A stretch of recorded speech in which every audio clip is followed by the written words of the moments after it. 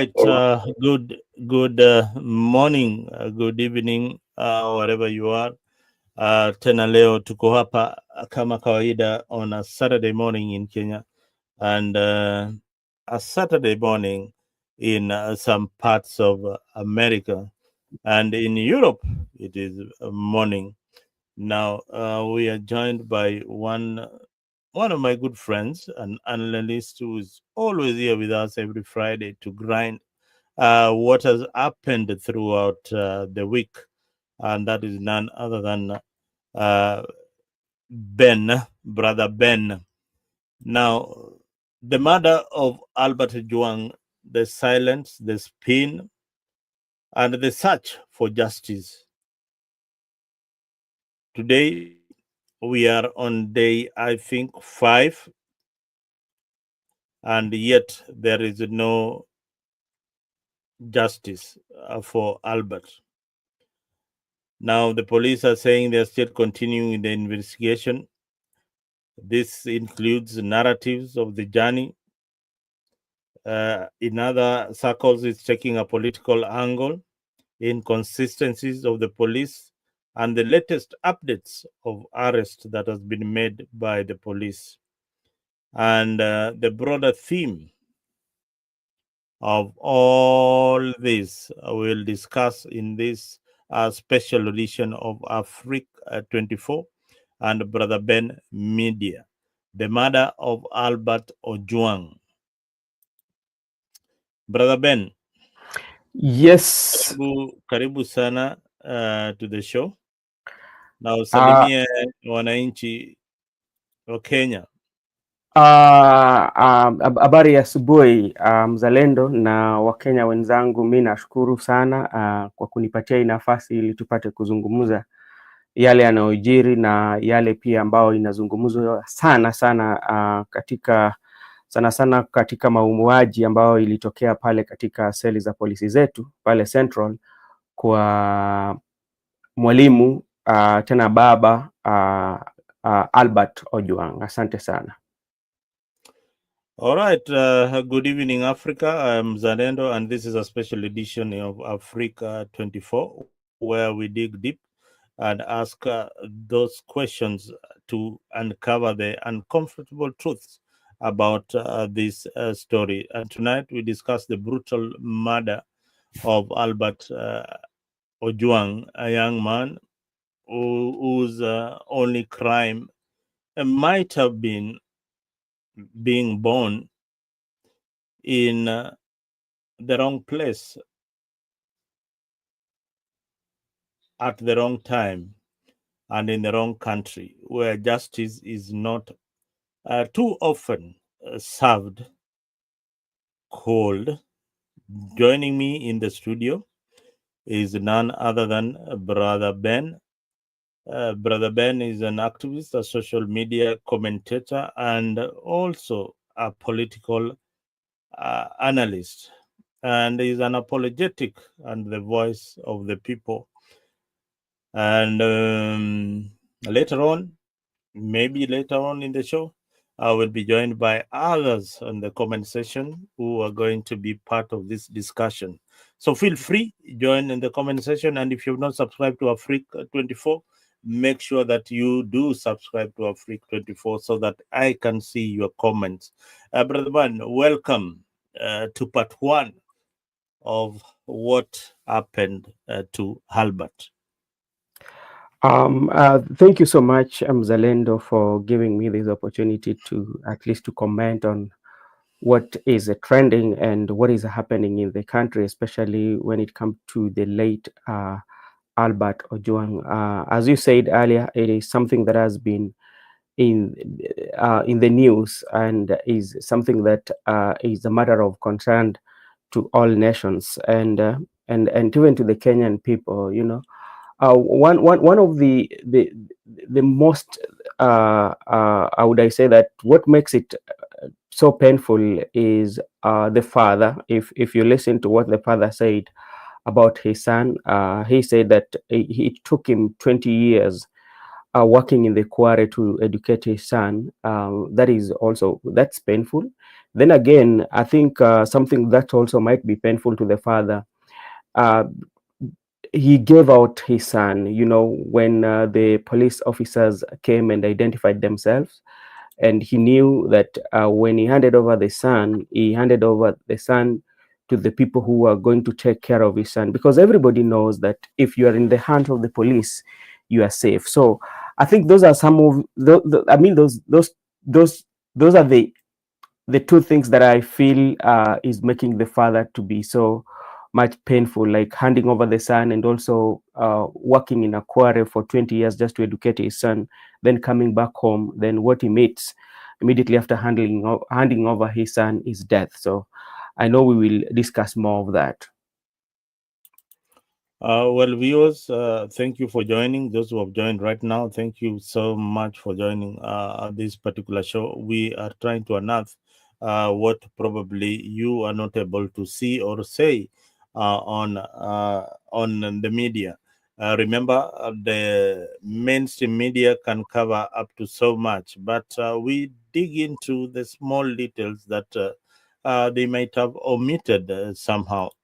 But the story of Albert is indeed very, very, very, very, very, very sad. This journey started from somewhere in Noma Bay, Yugis, when he was just having a meal with the parents, and the body ended up in a city mortuary. Very sad indeed. Very sad indeed. With the police, with a lot of brutality in the body, especially this brutality was muted by the police. And the initial reports, the initial statements of the IG contradicts almost everything that has been said about this story.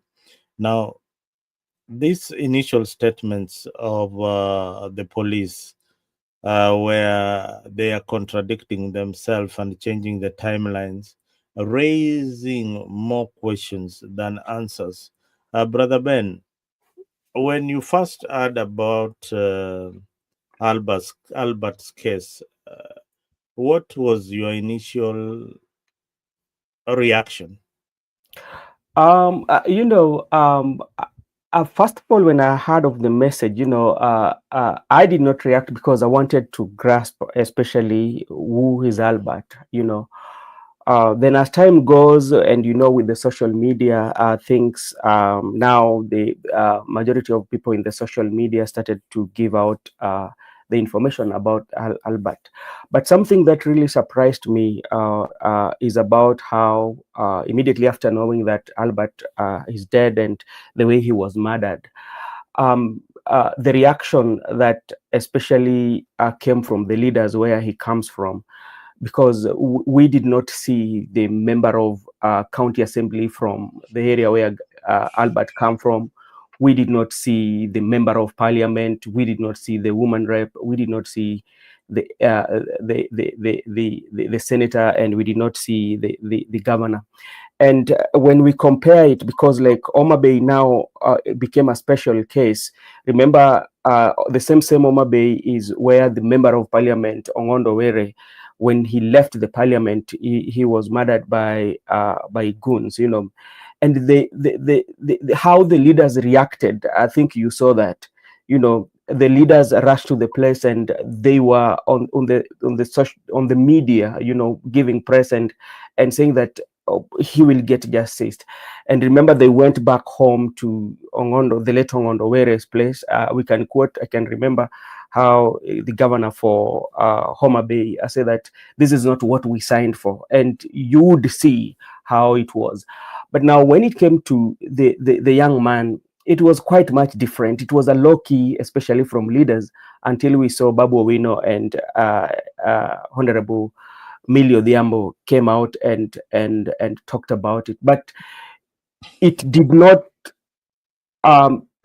not show us the way we saw it with Ongondo Were, and maybe perhaps it's about the leadership. If it is with the people on the leadership side, maybe the actions were being taken, and if it is on the common man, at least the commoners, and even if you can remember, we were updated on the events of Ongondo Were, the CCTV, how it was followed, how the people, it was so much quick. But now when it come to this guy, at least is it was so slow. But the good thing is that as we speak today, there are two people in custody.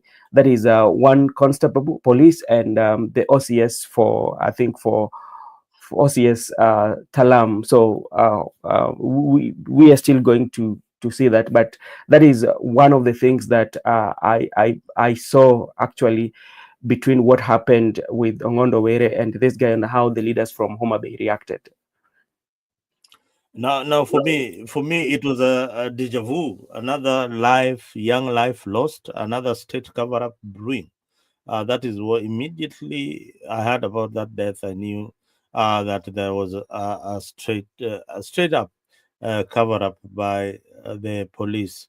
Now, let's talk about the elephant in the room: the shameful silence of the Luo political leaders. In the past, we have seen leaders like Orengo, Anyang or even Raila himself stand boldly Yeah. against injustice.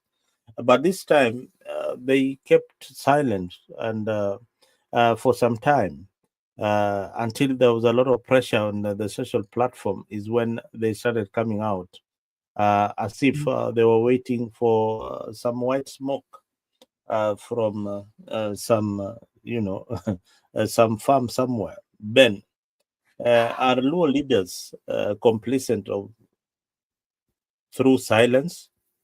No, I Mm. think maybe this is my own interpretation. Maybe there are so many things that could have contributed to their silence. As you know, that we are in the broad-based government. The Luo, they say that we are in the broad-based government. So maybe they had the thinking or they had opinion that because we are in the broad-based government, so the government will take care of the situation and investigation can be done. Maybe that could have been the main reason, because there was the same day, immediately after that day, there was one of the leaders who was being interviewed, and he said that they have the privy, the information, let the government do his job.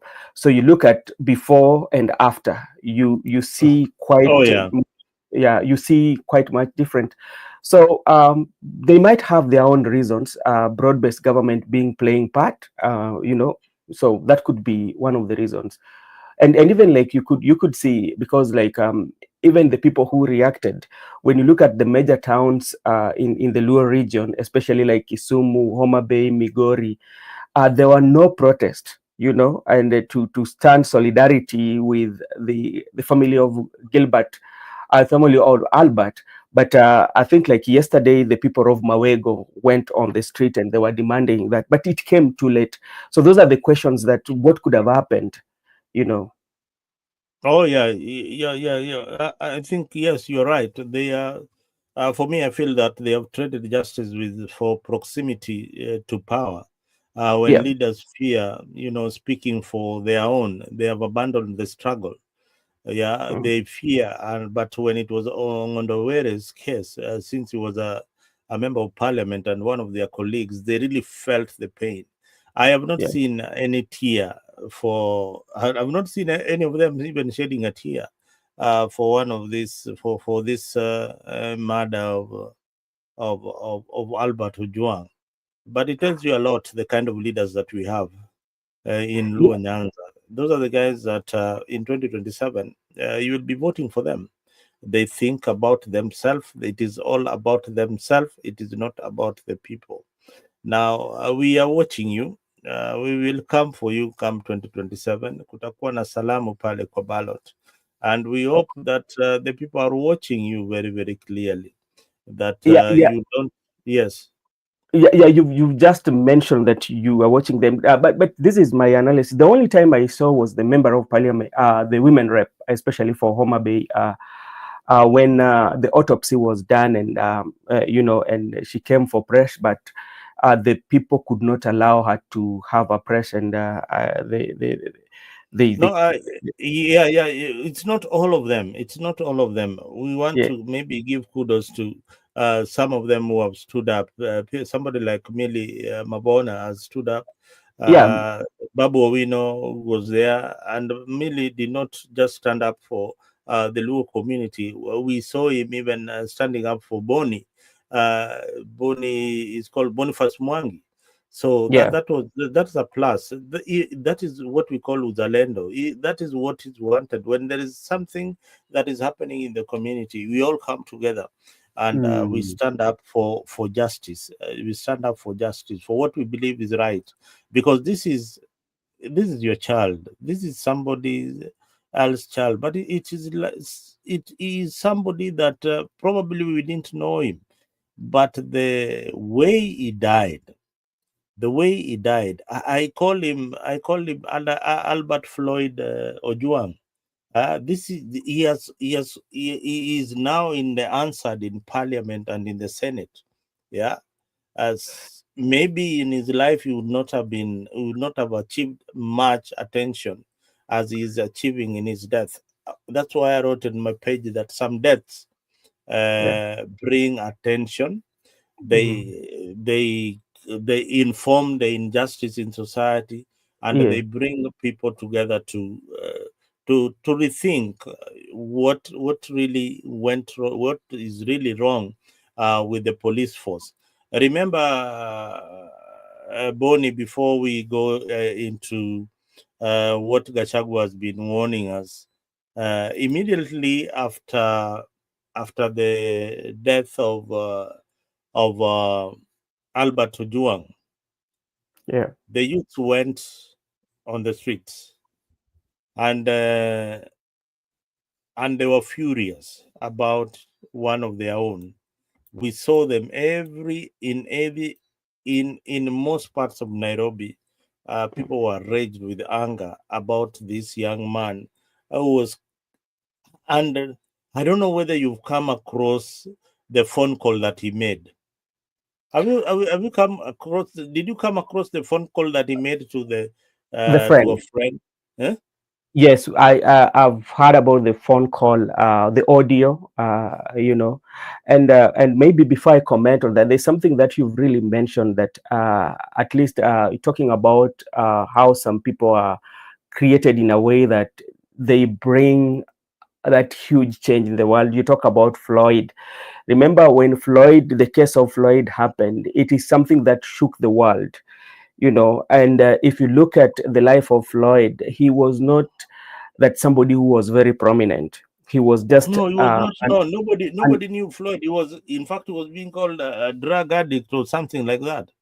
yeah, Now, but but but when that encounter happened, the video that the bystanders took, it really changed the world, and like everywhere in the world. So like if you look at the murder of Juang too, I'm seeing some similarity because this is something that has really united. It is something that is of national interest, whereby it has been discussed in the Senate, it has been discussed in the National Assembly, and it also have shown how the young people are very compassionate about each other. And it has also confirmed to us. That Kenya is always united, because I saw young people all the way from Nyandarua, young people all the way from Nyeri, just coming to Nairobi in solidarity to fight for the justice for Ojwang. So it gives you that picture that we Kenyans, there's something that unites Kenya. The only place that Kenyans don't get united is when the politicians comes in, with what they say. But Kenyans, really, that one confirmed that Kenyans are united. yeah, let me play for you a few of the clips that I was able to gather about this particular incident, and maybe if you didn't watch them, I know they've been all over the social media, but.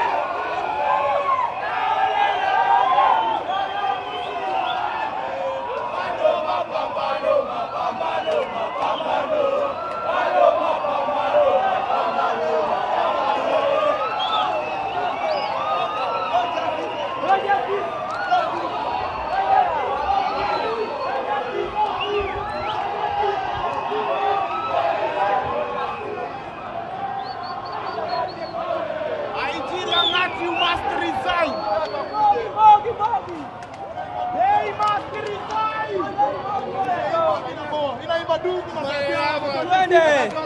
Wasije peke yao.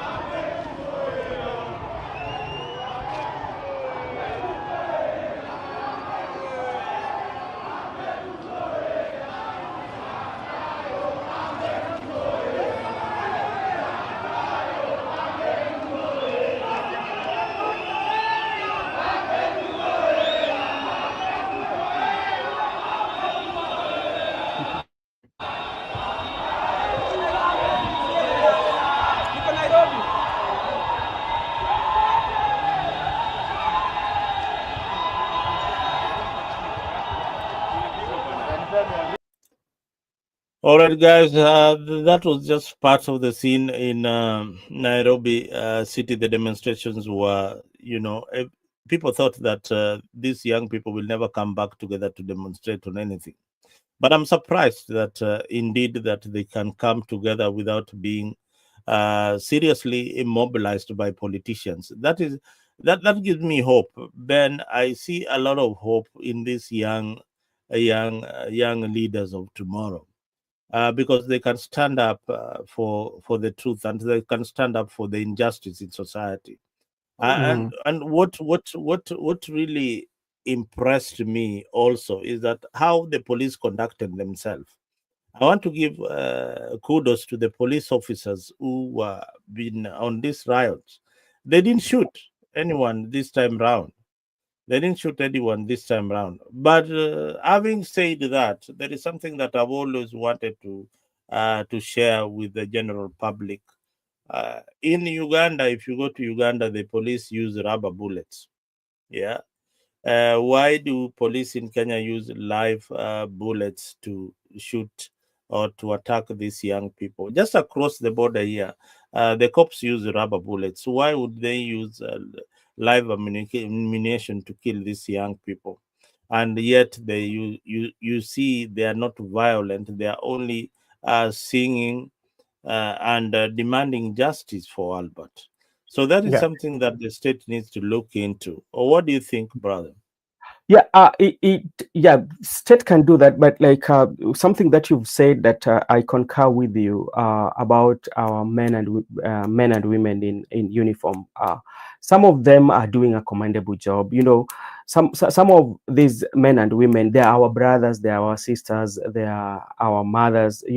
We interact with them in our environment where we are. But the quite good number of them, apart from few, not all of them, but the few understand, because their parents, they know. Take for example, if Albert Ojwang was their son or their daughter, their son, they would feel the same pain with them. But they will feel the same pain. But there's some, I tell you, there are some police officers, especially, that are doing a commendable job. They understand the situation. They know how to de-escalate the situation, But a few, a few of them are still not that to where they are expected to do what is very right, but we have to commend them for the good job they did. At least there were no more casualties as previously, so we commend them, and the young people also. There's something that the young people are doing, especially this generation, that at least something that leaders need to learn: the compassionate in them, and and telling them that we are on our own. And the reason why I'm saying that the young people are trying to send that message to the leaders that we are on our own. Immediately, Eric Omondi read out the number of Ojwang's father. 11 minutes. There was almost like 500,000 was already contributed, and the people could not send anymore, so they had to. What does that one tells you?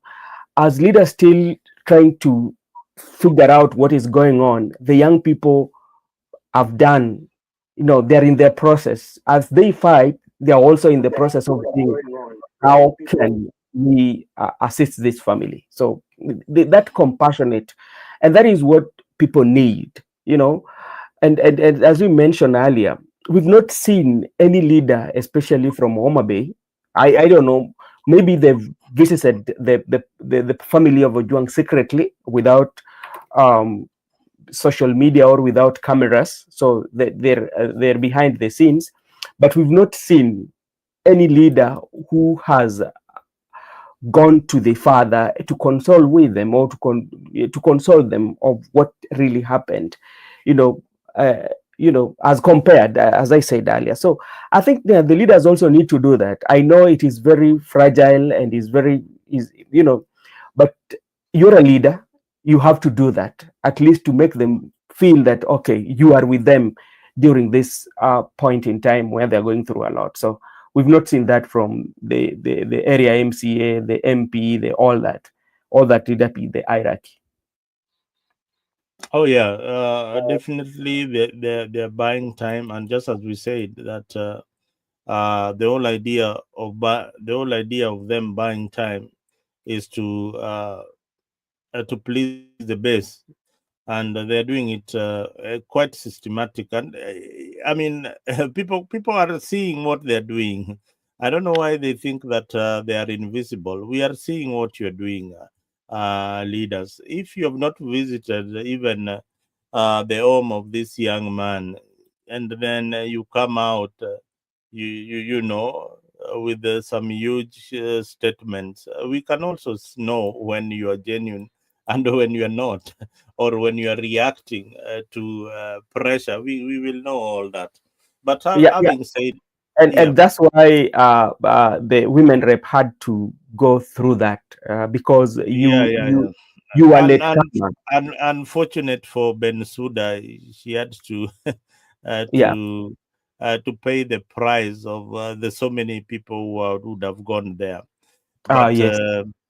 yeah, people are raged. They know where what they're doing, and it's not because they are ignorant. These young people are very intelligent, and they Yeah. are, yeah, and they know what they want.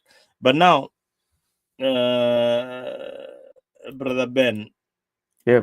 the state has inflated our lives, and the deputy president, Rigathi Gachagua, recently warned of a rogue police unit in that is commanded by a shadow militia of Mm-hmm. in Kenya, in the country called Kenya. Are we seeing the return of a killer squad operating outside the law? Could Albert have been a target of this unit? Yeah, because you are looking at the chain of commands and the answers being given, then you realize the gaps. Then you see that these orders came from somewhere within the police ranks, but not following the normal chain. So Gachagua has been vindicated. I might say maybe and maybe not, because when you look at extrajudicial killing, actually is not only happening in the administration of President William Ruto. Remember, in President Uhuru Kenyatta regime, there was the Yala issue. When you look back to President Moi, all these regimes, at least Mhm. there have been those extrajudicial killing, and it begs the question, who is doing this. But the one for Albert is very special, because this one is involving the police officers themselves. It happened in the cells, so it's something that happened in the police, within the police institution. So this is a special case, and that's why, like, when you're looking at even on how the documentation is inconsistent with what is being relayed. Remember the first documentation that came out, especially the information that was given by the national, the police. Yeah, it was like Ojwang was brought into custody, and there was self-inflicted injury. He knocked, he knocked his head on the wall. That was the first information that we got, that was circulated, and the IG was forced, especially in the Senate, to apologize for giving false information. So he had to apologize. That is one. So when the autopsy was done, autopsy came out that those was not self-inflicted injuries. Then again, the Mbagathi hospital, and also I'm seeing a document about the duty roster that Mukwena was off duty, and is now but I don't know whether it is authenticated. This generation, you can generate any document, but it's something that I think the courts will have to verify. But the inconsistency of the information that is coming, is even worrying, especially is exposing the police, because there's also where the young man was paid 3,000 to tamper with the CCTV. So all this information, this one even is taking away that will really justice be served if all this is going like this. So that's inconsistency with the police. It is not giving the police a very good look, especially the institution of the police, and even to the president, because at the end of the day, even though the police is an independent institution, but president has the supervisory role because he's the appointing authority. It doesn't put president on the right side of the history, because the buck stops with the president and the ministry. Even people might complain, but people will say, okay, what is the president saying? Even though president has given that assurity that but are people understanding, or are people believing the assurity that the president has given?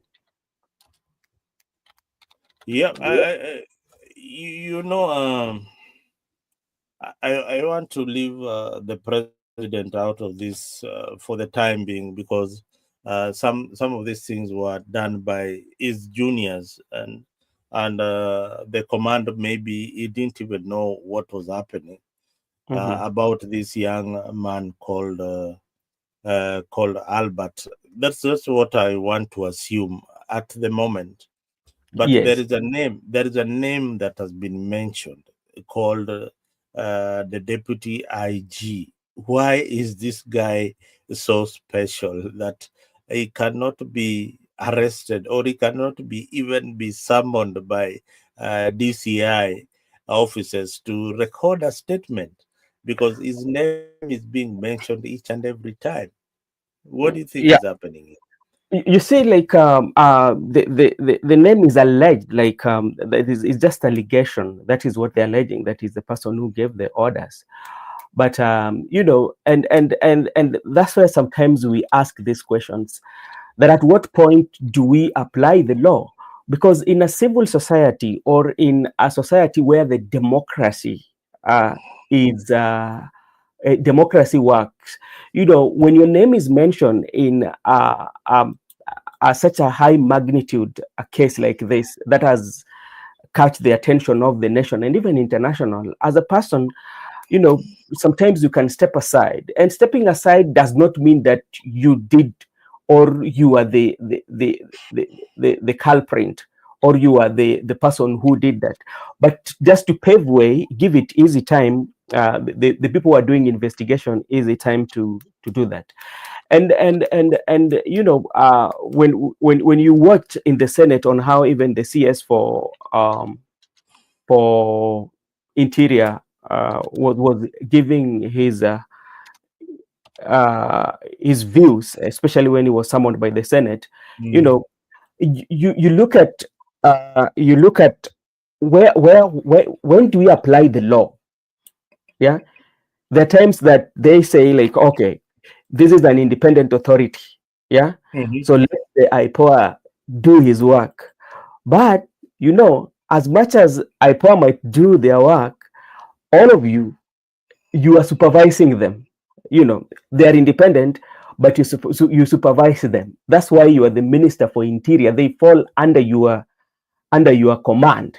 You know, so sometimes with the supervisory role, with the from presidency, you can make pronouncement and say, okay, this what has happened is not good. I want to see so and so stepping aside. You know, you can give that pronouncement because they are falling under you. We are their supervisor. But that one did not happen. He was talking about the law and all that. But as time goes, we will know because the IPOA too is doing investigation. I hope they're going to do very better investigation because, you know, this is an opportunity that IPOA has gotten because they've always complained about. But the people I saw represent IPOA, oh my God, they were pathetic. I mean, if those are the let's give IPOA a chance. This is the time that Ben, please, yeah, please. Mm. I listen to IPOA officials. Yeah, I listened to their presentation. Mhm. They could not even answer the simplest questions. They are part of a broader scheme to cover up this issue. You could see from their body language, you could see they are not even conversant with what they are doing. Yeah, they are just there for the camera to read a statement on behalf of IPOA to be seen to be doing something. This guy who has been arrested yesterday, was on the recommendation by IPOA. When they were asked about the deputy IG who is advancedly mentioned, hell broke loose. They didn't even know what to say. They said, oh, we have to start from, I don't know what, this incident started from the people who had arrested this young man and all that. But you have been told that there is a complainant here. The person who is complaining is here. He's alive. He's not even dead. He's not even out of the country. This guy is alive. Ako mzima. Wewe hebu niambie, kuna term na Kiswahili inaitwa mshukiwa. Mshukiwa wa mauaji ya Albert Ojwang ni nani? Jibu si ati kuna nataka niambie mshukiwa wa hii kesi ni nani? This is a very straightforward question. You see, like this is what is happening. No, Ben. Nimekuuliza kwa hii swali, kwa hii kesi hii huyu jamaa amewawa. Mshukiwa ni nani namba moja? Mimi mshukiwa siwezi sema kwa sababu uchunguzi bado inaendelea, lakini jambo ambalo kaka no, unaniambia ujui mshukiwa ama ujui neno tuongee Kiswahili, ujui neno mshukiwa inamaanisha nini? Mshukiwa najua inamaanisha nini? Mshukiwa ni yule jamaa ambaye amefanya kitendo. Mshukiwa ni suspect. Mshukiwa ni suspect. Na yule amefanya ule amefanya kitendo. Ukishafanya kitendo unahukumiwa, unapata hukumu. Mshukiwa alipata hukumu. You are a suspect until proven guilty. Ben, you are a suspect until proven guilty. There's no shortcut about it. Let us not sugarcoat this thing you are dodging. Unasema huyu jamaa sikiza, huyu jamaa tunamjua anaitwa Deputy IG wa Kenya. Yeye ndio mshukiwa namba moja kwa sababu yeye ndio complainant. Is the complainant, yes. Is alleged. Yeah. That is alleged.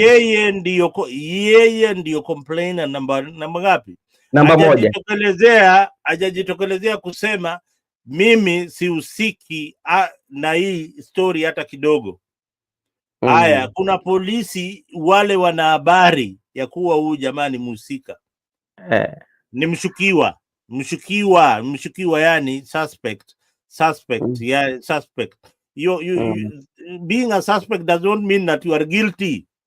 Yeah, it is true. It doesn't mean like you're guilty. You have to go through the process in law so that you can be sentenced and serve your sentence. He's sorry, you're now behaving like IPOA, you know. No, I'm not behaving like IPOA. No. Because this is what I'm saying is that. Have you ever been arrested, Ben? Have you ever been arrested? Yeah, I've been arrested. Okay, tell me why. Tell me the scenario. How were you arrested? I was arrested because I was doing. I used to do like I used to work with issue to do with the land, and there was an inspection that we need to go and do an inspection on the land, and this land was the one that you've taken a loan and now you cannot pay the loan, So we get the instruction from one of the banking institutions. So when I went to Kakamega, then inspected the place, and I left my card and a copy of the instruction letter. So the owner of the land went to the police, and then they come where I was in the office, and I was okay to read you to MBA, because of trespass.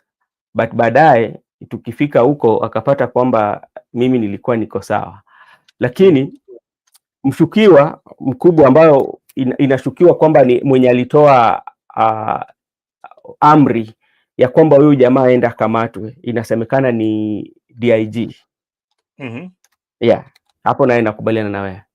Ati mshukiwa mwenye alitoa amri kwamba ndio hapa anasema he is the main suspect but the court of public opinion he is already indicted. Yeah, so ndio mshukiwa mkuu.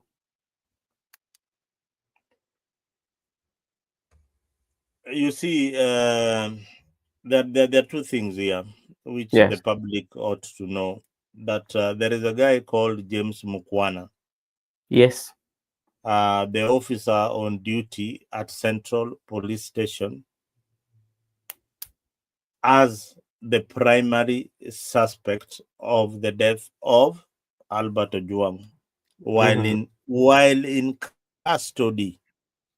Actually, the main reason why he's the suspect, he's the person who got access to the cell. He has the cell. He's the only one. He's the one who got access to the cells. Yes, I saw him. I saw him in court with Danston Omari, and Danston Omari did a very good job in cross-examination of the prosecutor. Yeah. Yep. And IPOA who had brought Albert Ojwang, this guy James Mukwana as a suspect. Yeah. Contradicting initial claims that Ojwang died by self-inflicted injuries. That was a police statement by IG, Inspector General of Police. Yeah. Now, he is being arrested because he was there, admitted this young man in custody. But for me, I feel there is something that we are not being told, which is even I don't know whether whether I'm the only one who is looking at this thing in a different way, Mm-hmm. but in Central Police Station hiyo cell inajaaga kila wakati, yeah. Hata ukipita hapo ukienda Norfolk, because that is the road I used to use most of the time. Yeah. Ukipita hapo bwana, unasikia wafungwa wanapiga kelele, hey, hey, hey, hey, hey, wanapiga kelele hapo. Every time unapata it is so busy, there is a crowd of people outside waiting. Now, those injuries that this young man got, hebu nikwambize tu, hata kama ilikuwa ni kupigwa pale ndani ya police station, hakuna wafungwa wale walikuwa wanatolewa the next day walisikia hiyo kelele. Kunayo wale walisikia, but huyu kijana, mimi according to me, huyu kijana, hata hii mambo ya Central Police Station, hizo ni story tu. You see what is happening if you look at what is being said, that this guy, he worked from 6 a.m. to 6 p.m. and by the time Albert was brought in at around he was already on leave. So that's why there's something here that I'm saying about documentation. The documentation that are coming out, and even if you look at this is on the social media, we don't know whether we can authenticate that. But if it is a true finding, is something that is not generated, then maybe the smaller fish are going to pay the price for the bigger fish. Yeah, because this guy Mukwana was the one in charge of that particular cell where Ojwang was admitted in. Oh, Gypsy Corner. I can see Gypsy Corner. We were just gossiping about Gypsy. Gypsy, nice to see you. Tulikuwa nashindwa ulienda wapi, ama ulikuwa abducted ama ni nini. So karibu sana Gypsy Corner. Mary Wainaina, a long time, my sister Mary. Things have taken a new direction and a dimension in Kenyan politics. But we are still where you left us, probably grinding much better than we used to. But right now we are trying to bring justice to Albert Ojwang. Felix Onyango locked in Mirunda Depo Mbita. Hey, Felix mano, kanea kocha pale Rusinga, ukienda utanipata pale ndani kabisa. So karibu sana to those guys who are coming in. Eric, karibu sana. Suspect namba moja, Eric Avram ameshaingia. Huyo ndio suspect namba moja, akiwa pale kule sehemu za Bahrain, wapi. Karibu sana Eric. But anyway, the story is just as you have mentioned. This guy was the one in charge of that particular cell. If you are following this story for the first time, there are some arrests have been made. An arrest has been made of Albert, of Constable James Mukwana. He was taken to court, of course, presented by Danson. It's called Danson Omari, and I followed the proceedings, and it was such a wonderful submission from Omari. Maybe will be out on bail on condition that he doesn't go to Central Police Station, probably to interfere with the evidence. Now, there is also something else that is not mentioned. We brought in the issue of CCTV, which was not being mentioned by the police. Now, I bring for you the next element of investigation that ought to have been done by the police. The car that was used to bring Albert to Nairobi. That vehicle must be impounded somewhere. Imesurroundiwa na tape somewhere, because we need to gather a lot of information in this particular vehicle. There is something that happened in this vehicle that we need information about. So this vehicle, we need it out there. public, we need to put more pressure, more emphasis on that particular vehicle. Maybe it is the only vehicle that has got the evidence of the torture that Albert went through. I believe that even if he was beaten to that extent, he must have been transported by a vehicle to a particular location. So that vehicle that dropped him, we are told of Bagathi Hospital also. We need that vehicle. We need that particular vehicle inspected by forensic expert to analyze what is really happening around this murder mystery of Albert. Kama mlikuwa mnajua Wakenya ni wajinga sana, pole sana. Hii imewashika mbaya sana. Yes. If you listen to the accounts of the DCI, they were saying that the officers who brought him all the way from Homa Bay delivered him safely to the cells. So they are saying that, okay, there's nothing happened between Mawego to the cell, to Central Police. But as you know, the IPOA also talked about the CCTV were interfered with.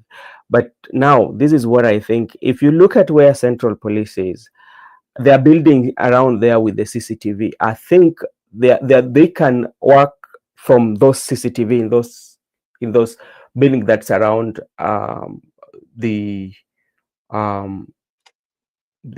boss. CCTV ziko kila mahali, wacha hata Central. Hiyo inaitwaga anniversary, inaitwa University Way.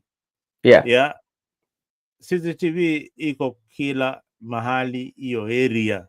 So the time, unaona, to get this suspect is very very, yani ni kitu si ngumu sana ndugu yangu bana. Kama na hii shirika linaitwa Safaricom, hii Safaricom itatumaliza, mimi nakwambia. Hii shirika inaitwa Safaricom because hii data wanatoa kwa Safaricom. To trace where Ojwang was, there must have been Safaricom involved. I think like talking about that, Muturi actually raised that issue, especially. Former Attorney General Justin Muturi. Let us listen to, before we go to the Muturi, let us listen to this guy. At Langata Police Station, as you can see, came to visit my client, Mr. Talam, the OCS of Nairobi Central Police Station, who is locked inside here. There is rumors being put around that Talam was arrested in Eldoret. It's not true. The true facts of the event, as I've gathered from my client, are: one, the Director of Criminal Investigation, Mr. Mohammed Amin, put out in Parliament that Mr. Talam is a man of interest. Out of that, today at 2 p.m., the OCS, Mr. Talam, accompanied by one of the lawyers, Mr. Kiton, presented themselves at the DCI headquarters to see the DCI. The DCI ordered his officers to take Mr. Talam and hand him over to IPOA. Mr. Talam, accompanied by the DCI officers and the lawyer, Mr. Kiton, went to IPOA. They were handed over to IPOA. Mr. Talam recorded his statements at IPOA. Then he was brought to Langata Police Station, where he's currently being held. Mr. Talam, when he arrived here, a standoff arose as to who is to book him. The DCI officers could not book him because they are not the investigators. IPOA has no legal capacity to book anybody in a police station because They are not police officers. They are investigators, but they don't have the police credentials for them to enter Talam into the Obi. That quagmire lasted almost 1 hour until. All right, Ben. Umesikia just briefly, a courtesy of that media. You've seen what Danson Omar is saying. IPOA, in fact, IPOA is the arresting body here, and they have arrested Talam. IPOA, not the police. This body. No, listen to how it was done. He was arrested and was handed over to. He was not arrested. He did what? He went to DCI. Then the DCI handed over to IPOA because they were not investigating authority. Then after him being investigated, then that's why he was taken to Langata. So when he was taken there, he says that they were not able to book him because the IPOA does not have the powers to book. I've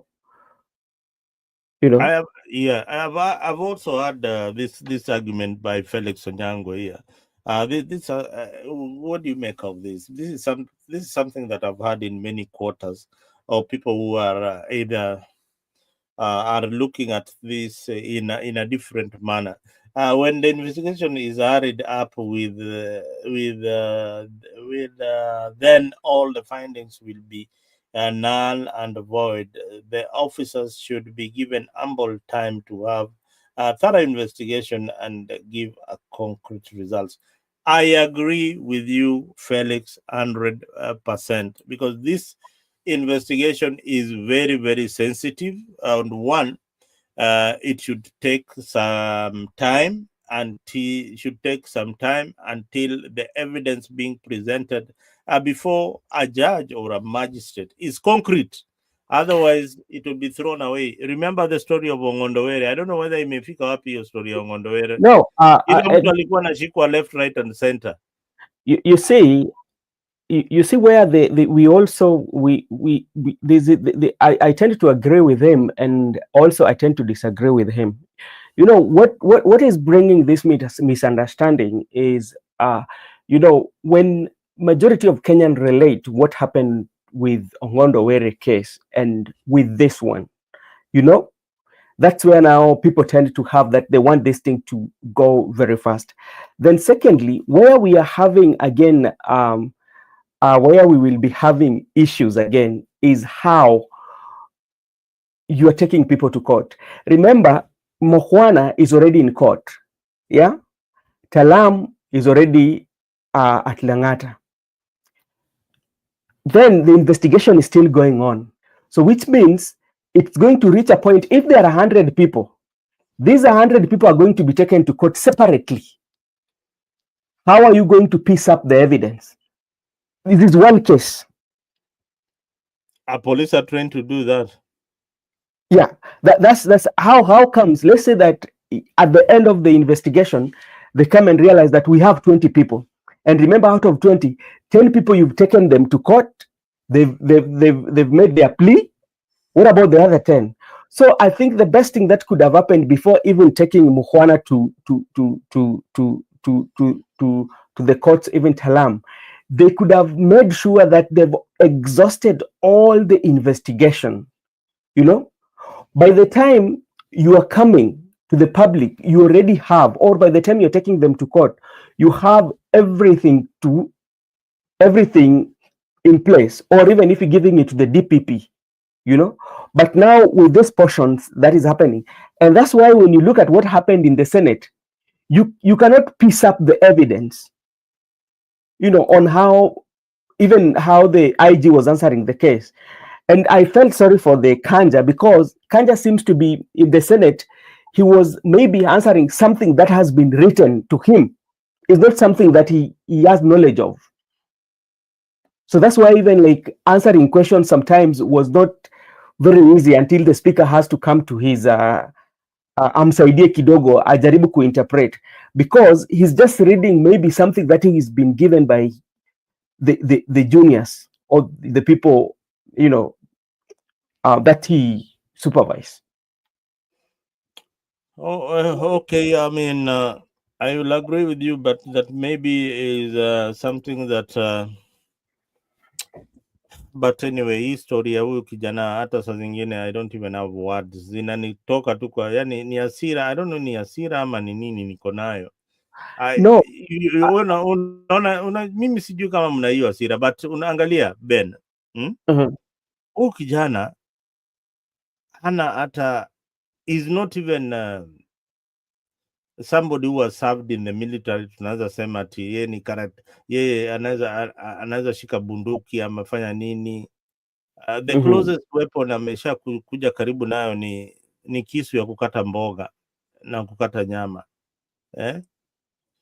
na what was his biggest crime? Yani unapigwa mpaka unapigwa kichwa kwa sababu ya kutoa information ya sijui deputy IG ama ya uizi ama uporaji wa pesa. I mean,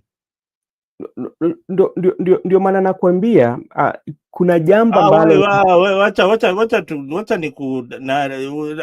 I want you to be in the scene of crime. Yeah. Nataka ukue kwa scene of crime. Wacha tusiongee, kuwa kwa scene of crime. Ndio huyu kijana yuko chini, wewe ni polisi, wewe ni whoever you are, wewe ni jangili, wewe umepatiwa pesa uende umalizane na huyu kijana. Huyu kijana umempiga kichwa analia, bana nisamee, niwache tu. Yani niwache, sitarudia. Sitarudia hata sijui hata ninashikwa makosa gani. Sitarudia tena. Unampiga tena ya kichwa until you make sure that is dead completely, amekufa. Na niliwaambia, and I want you to have this analysis, to have this in your mind, that binadamu kufa kwake si rahisi. Unaona vile unachinja kuku alafu saa zingine inatoka inakuponyoka ikienda papa inakenda hata madaka 10 kabla ikufe. Ng'ombe imetoroka kwa slaughterhouse, umeichinja nusu haijakufa. Binadamu, so you can imagine this guy kabla hata zirai akufe kabisa, aseme apumue mara ya mwisho. No, Ben. These people are your brothers and your sisters, and they live amongst us. These beasts, hao watu wanakaa na sisi. Imagine hao watu kagaa na sisi, hata pengine leo umemsalimia mmoja. These killer machines, yani people wale hawana hata huruma. You know me, if I'm given that kind of assignment, what I'll probably walk away. I'll probably walk away, because this guy, yani ni kijana very innocent, very, hata umetravel na yeye 8 hours kwa gari, we mwenyewe, yani even the little cautious inakuonyesha tunaenda kufanya hii kitendo, lakini this boy is just, hata afadhali mrudi msemee hatukumpata. Wewe ule driver who was driving that vehicle, unaendesha tu gari, unaweka mafuta, umejaza, umeenda mpaka wherever, umedrive tena 8 hours 16 hours, 16 good hours on the road, just planning to kill an innocent man. Do you know how painful it is?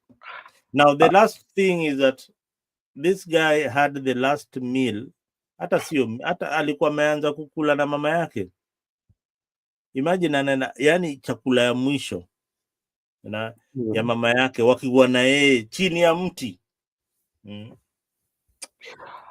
Na unajua si wewe peke yako ambao labda alikuwa amepandishwa na hasira, ni watu wengi, kwa sababu labda tukienda kwa mtandao utaona yani kila mtu anazungumza maneno haya kwa uchungu sana, kwa sababu jambo la kwanza, kama unaweza kumbuka wakati ambapo tulikuwa tumeanza kuzungumza, nilikuambia ukiangalia familia hii ya huyu kijana ni familia ambayo hawana, ni watu ambaye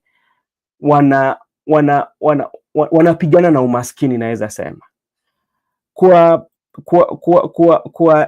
tafsiri yake ni kuwa, kwa sababu nadhani wewe pia ushawahi enda ukaona pali watu wanatengeneza mawe za kware, na ukisikia baba anasema kwamba alikuwa anapiga kware, ni mtu ambaye hakukuwa anafanya kwa ofisi, ni huyu mtu ambaye alikuwa katika jua, na jua ilikuwa inamchapa, na hata malipo yake labda ilikuwa malipo duni, lakini kwa malipo duni hayo amejaribu akasomesha mtoto wake, hata mtoto akapata shahada, na baada ya kuhakikisha kwamba mtoto wake amepata shahada, baba akarudi nyumbani, kwamba akijua kwamba mtoto wangu sasa atanisaidia. Na ukisikia hata mazungumzo ya baba ni ile ako na uchungu, kwa sababu anasema hata ungeniua mimi, kwa sababu hata pale amebaki saizi huyo baba ako tu, kwa sababu hope is not with him, yeah, because that was like hope of him, that is one. Secondly, he did a honorable thing as a law-abiding citizen. When they came and identified themselves and said that, okay, your son has a case to answer, he handed over. And since he knew that the son might be going to the court, he carried a title deed with him, just in case. Just in case. But what does he make? He made within a period of less than 24 hours. This is somebody that you handed over by yourself. That is something that may be spending this parent. You handed over your son. You did not resist. But what do you get in return? You meet your son is dead. How can you explain that? And that one brings me to something that I usually say. And I said it in the other platform where we had the same conversation. When you look at African traditional society, especially like men are taught to be tough, especially when you're growing up, especially in African traditional society. So many are the times that you were told when we were growing up, especially you're told, don't cry like a woman. And you ask yourself, how do women cry? Because one thing with our mothers and daughters and women is that they don't hide it. When something hit them, they will cry. They don't consider or they don't look at the situation, but they will cry out loud. They don't care. But men don't. So when men do not cry in public, that is what I would want to say. That if you see the father, crying out in public, you see Billy Mwangi's father, he did that one in court. I want my son, a father crying. You saw that with Rex Masai father. You saw that with now Albert father. Is painful. So it is something that is so much painful. And you talked of the people who might have done this. Sometimes I believe that even if they will not give justice, but justice is on the way, the God of justice will give them. God will give them that justice. That's what I believe. That even though if there will be cover-ups and the smaller fish or the bigger fish or what the public, those who want to save their interests, those who want to save their jobs and all that, but there's one person that doesn't care about your job. There's that one person that is care who you are, but he will deliver just. That is a God of justice. he will deliver that justice in the due course. Ben. The God is delaying justice for some people. No, God he's is. not. I'm telling you, and the way I feel that the God of just, and sometimes Wewe when angalia, you know, people have died since the Moi era. You know, these extrajudicial killings have been there since Moi, yani Moi time. Yani sisi wa Kenya, yani tunauana sisi wenyewe kwa wenyewe. Si ati hata tunaua sijui kujikomboa, sijui kufanya nini. Munaua tu watu. Munaua tena watu wale, yani hata no, they are not even gorillas. Ni watu wengine tu, hata the only power is the keyboard. The only power is the keyboard. Mzalendo, kama kwa kweli hawa watu walikuwa wamefanya jambo la busara, unaona haya maneno ambayo inatokea kwamba CCTV zimetolewa nini, maneno haikui ya ukweli ya inamaanisha kuna jambo ambalo halikufanyika vizuri, na si la kwanza wala itakuwa ya mwisho, kwa sababu wakati tunazungumza hata saa hizi kuna familia ambao wako Kerio Valley ambao autopsy inaonyesha venye watu wao waliuliwa kiunyama. Ukisoma gazeti ya leo, sikia huyu mzee bana, mimi unajua huyu mzee, yani kuna vitu alisema. Umenivunja mkono, umeniua, kwa nini uniue? Unanidai nini? The pain of losing a child is one no parent should endure. But for Meshach Ojwang, it is a pain that cuts deeper. The loss of his only son, Albert Ojwang, under circumstances the family believes involve police brutality. Albert, a teacher based in Voi, was not only the family's only child, but their greatest hope. A breadwinner whose life was cut short. Sai nimebaki mkono mtupu. Nana atanielekeza katika maisha iliyobakia.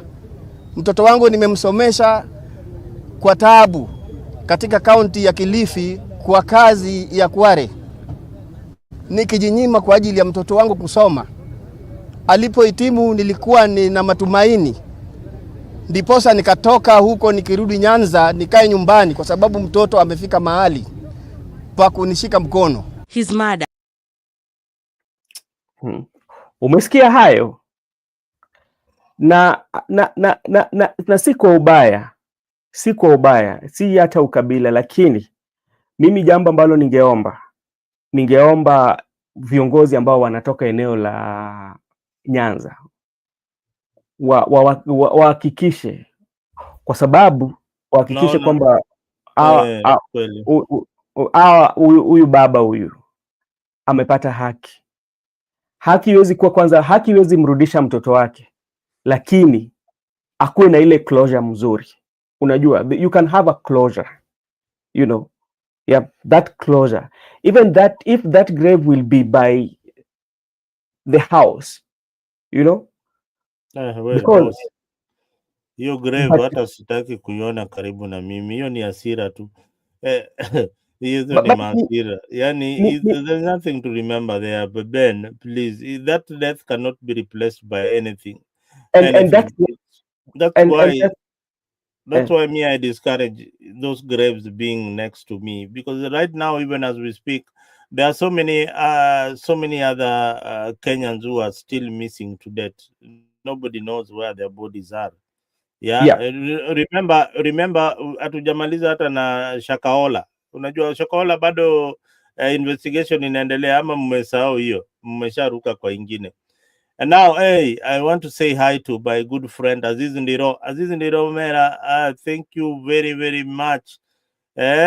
Habari, hao ni watu wa kutoka huko kule sehemu za Ndiwa. Ndiwa, Homa Bay County kabisa, kule ndani. Ndani Nyakwamba River. Wanavuka Nyakwamba wakienda sehemu nyingine hapo inaitwa Ratanga City.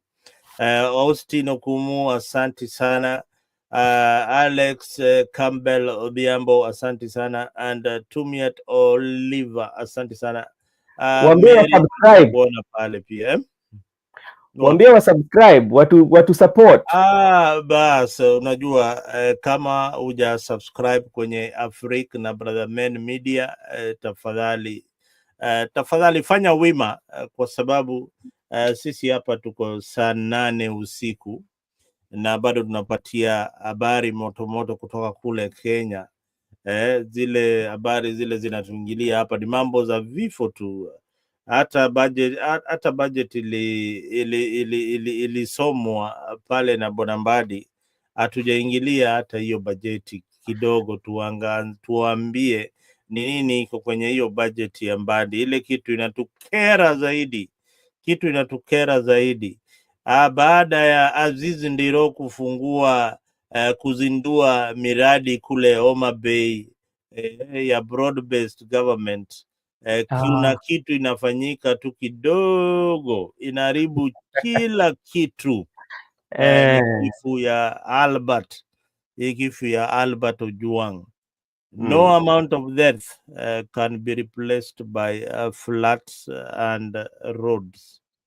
No amount of death can be replaced by money. No amount of death will be replaced by that graveside in your compound. It is painful, and we as a society, we need to think of ways of stopping this. And I've said, and this week I'm really championing a legislator who is out there, and I'll draft a bill, present it. I'm in groups where we have members of parliament.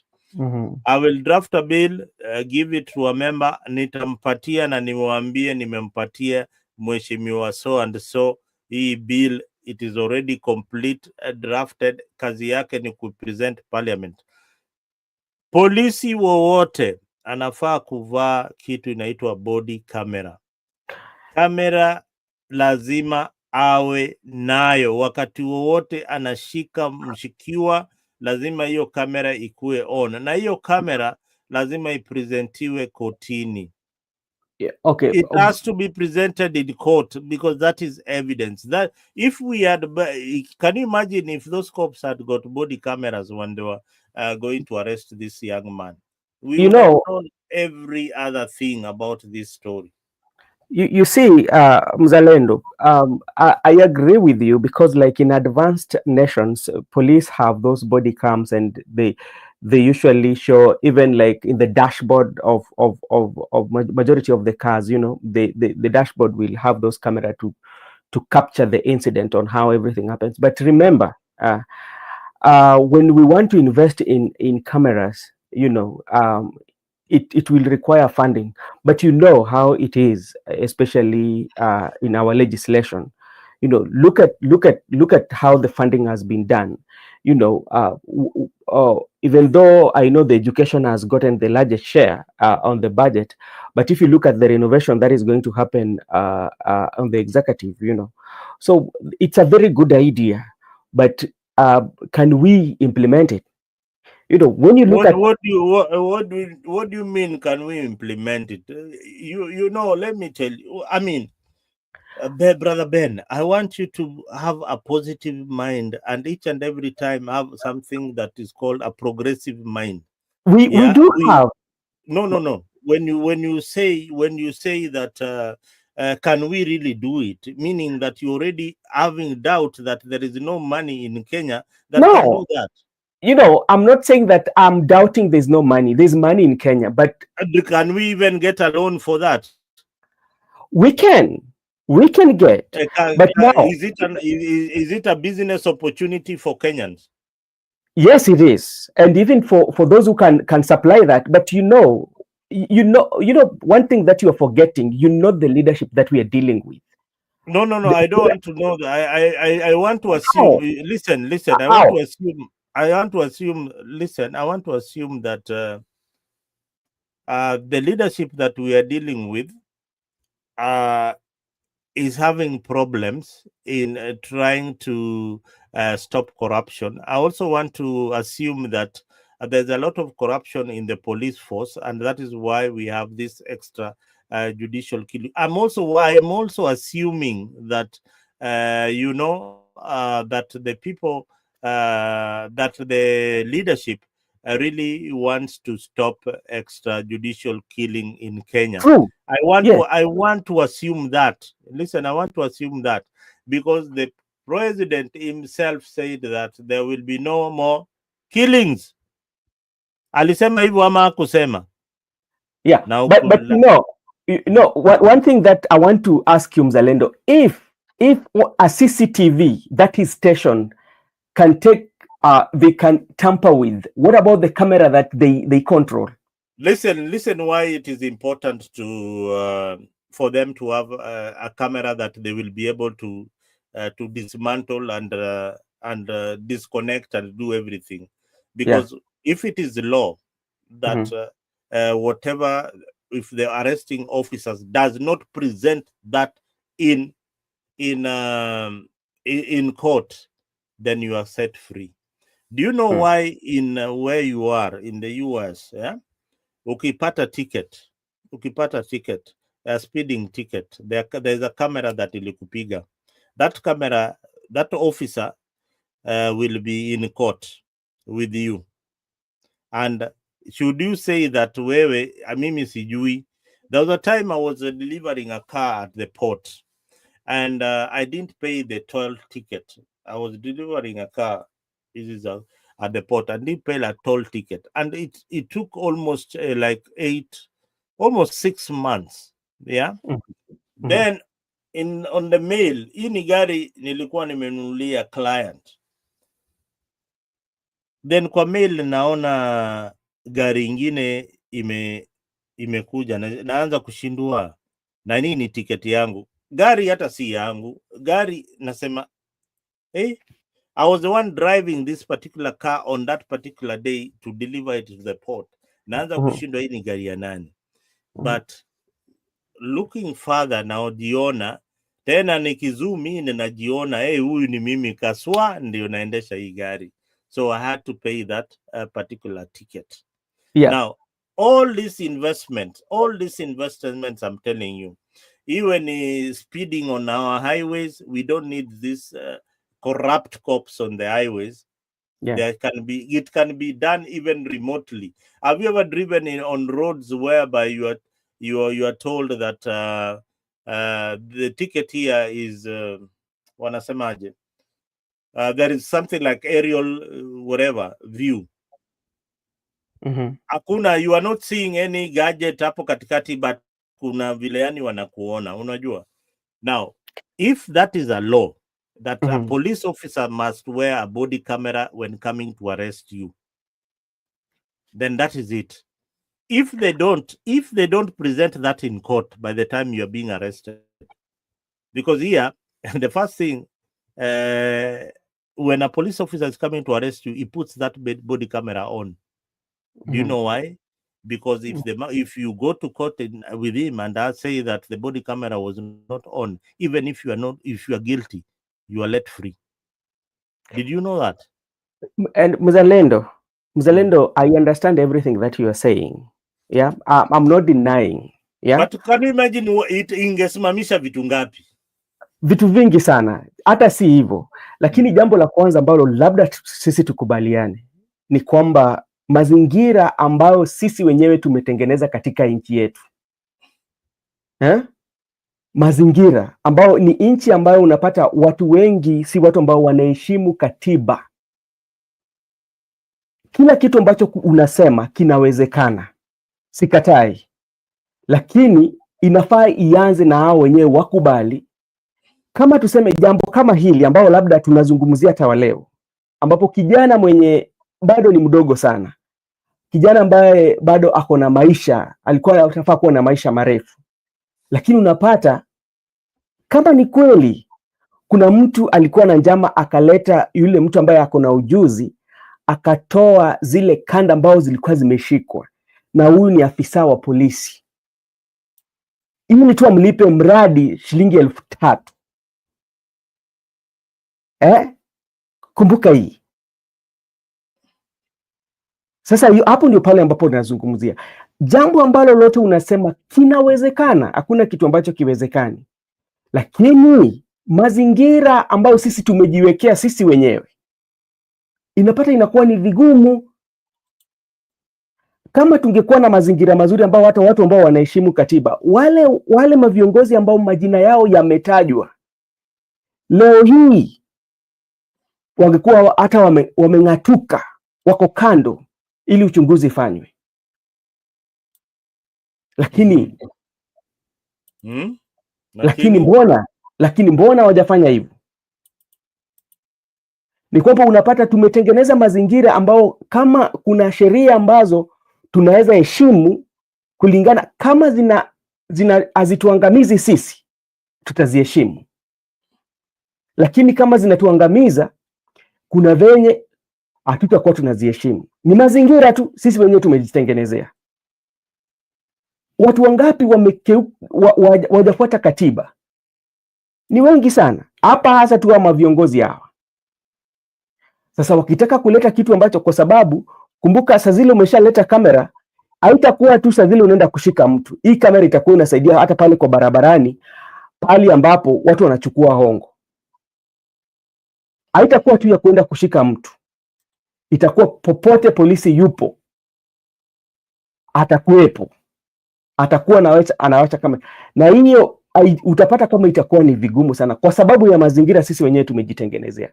Mimi nakwambia yote unasema inawezekana, lakini viongozi ambao sisi tuko nao wako tayari? Hiyo ndio swali langu. Kweli viongozi wale tuko nao wamebaki na ni mwaka mbili na tuwang'atue kutoka kwa hizo viti zile wako. Wewe kama Mkenya popote pale ulipo, kama uko sehemu za diaspora kuna kitu inaitwa County 48 Mary na kuona pale County 48. Make sure Mzalendo, hii ni nini? Hii ni nini umeweka hapa? Gani hiyo? Hii ni nini hii bana? Pole, niwe radhi ndugu yangu bana. Hii kitu bana, hii bana, hii inakaa wametuwekea ile kitu tena. Niwe radhi.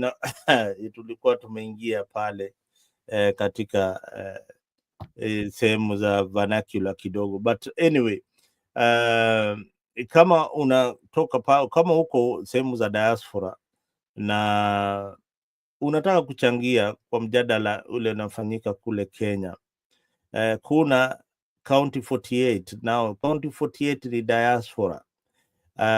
Jukumu la County 48 ni simple. Wewe sema unatoka Karatina, sema unatoka Nyeri County, sema unatoka Kakamega, unatoka Busia County, njoo ujiandikishe uwe macho ya hiyo county, kwa sababu kuna vitu mingi sana. Sasa hii kwa hii bajeti ya Kenya kuna 450 million ile itapelekwa kule mashinani. Hii pesa itavujwa kwa sababu ya uongozi duni ile tuko nayo katika hizi county assembly za Kenya.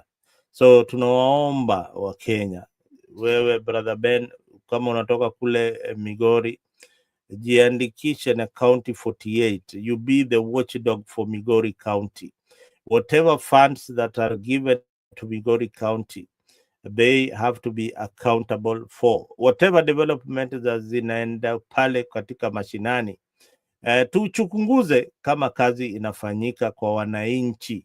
Now on African Nyanza Pulse, we will be looking at all those counties, all those 47 counties, what is happening, right from the MCA to the governor, to the presidency. Tutajua ni nini inafanyika katika ile county, development gani imeletwa na national government, kwa sababu tunapata habari ya kuwa pesa zinafuvujwa na hao magavana, na wanasema ni mradi zao, na kumbe ni mradi za national government. So lazima tuwe macho na tuzingatie kuwa wananchi ambao wanaweza changia vyovyote vile, hata kuandika na kusema on behalf of your county. Sometimes it is not about the presidency.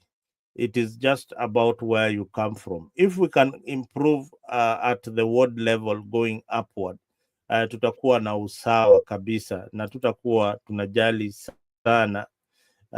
Why Mzalendo, why did you deny Mary Wanaina a link? Oh my God. Mary, sorry. Mzalendo amekuwa mchoyo.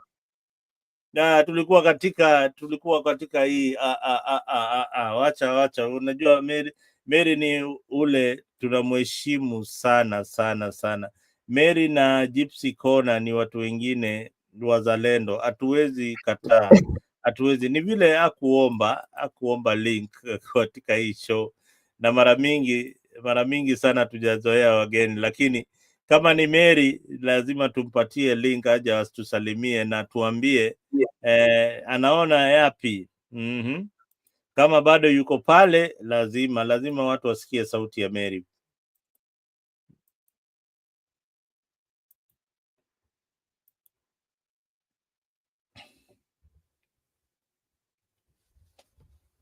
No.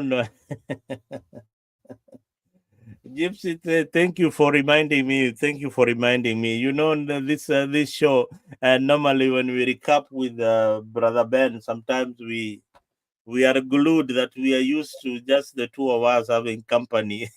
But anyway, Mary, can you step up?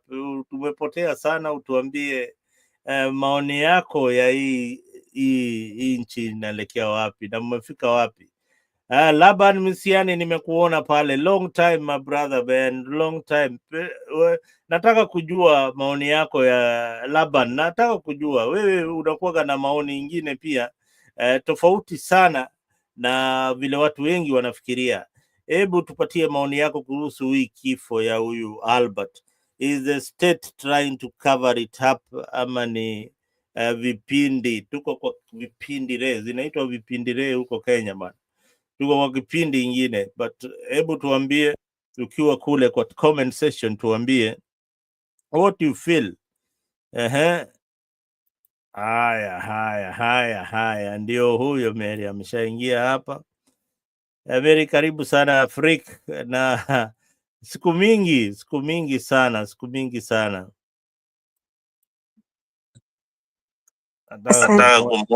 Asante Mzalendo, na asante Brother Ben na Wakenya wetu pahali popote wako. Gypsy Corner, thank you for asking the door to be opened. Yeah, I'm good. I don't know why then there's a echo. Check your mic. Mzalendo. Is it